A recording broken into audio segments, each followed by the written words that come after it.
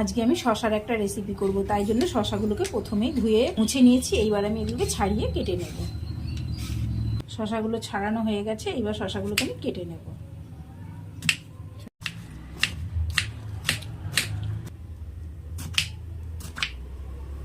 যেহেতু আমরা পেঁয়াজ খাবো না, তাই এর মধ্যে আমি পেঁয়াজ ব্যবহার করব না। তোমরা চাইলে পেঁয়াজ দিতেও পারো। এবার নিয়ে নিচ্ছি একটা বড় সাইজের টমেটোটাও আমি কেটে নেব।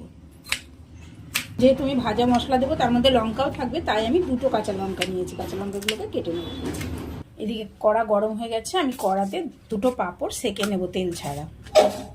এবার এর মধ্যে দেবো স্বাদ অনুসারে নুন, এবার দেবো গোলমরিচের গুঁড়ো, দিয়ে দেবো ভাজা বাদাম, দিয়ে দেবো গন্ধরাজ লেবু, দিয়ে দেবো একটু ভাজা মশলা, দিয়ে দেবো কাসুন্দি, আর দিয়ে দেবো সস, আর দিয়ে দেবো সেঁকে রাখা পাঁপড়গুলো ভেঙে,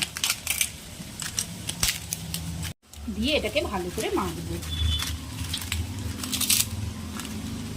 দেখো ফ্রেন্ড, শশা তো আমরা এমনি অনেক খাই, কিন্তু শশার এই চাটটা একবার বানিয়ে খেয়ে দেখো, খুব ভালো লাগবে।